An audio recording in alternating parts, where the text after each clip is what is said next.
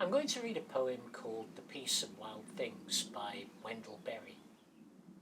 And I first came across Wendell Berry quite late on, really, about 7 years ago, when he was recommended to me as a poet I might feel some kind of connection with. And over the next year or so, I worked my way through this book, which is the new collected poems, and felt a massive sense of homecoming with it, which is something you might have experienced sometimes with a poet, where you feel someone is really speaking in your voice and talking about things you can really connect to.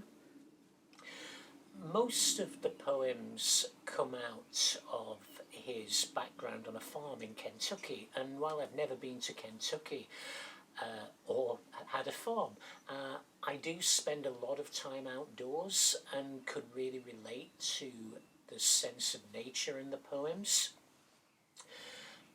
The poem I'm going to read, which is called A Piece of Wild Things, is a poem that I think, like all the great poems, seems to mean different things to me at different times, depending on what I'm bringing to it each time I read to it, each time I read it.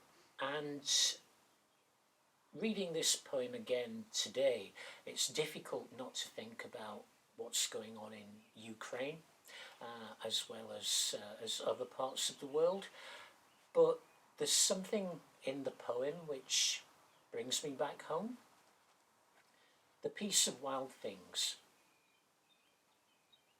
When despair for the world grows in me, and I wake in the night at the least sound, in fear of what my life and my children's lives may be, I go and lie down where the wooddrake rests in his beauty on the water, and the great heron feeds.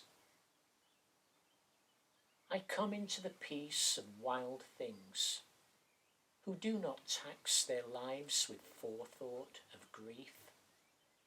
I come into the presence of still water, and I feel above me the day-blind stars, waiting with their light. For a time, I rest in the grace of the world, and am free.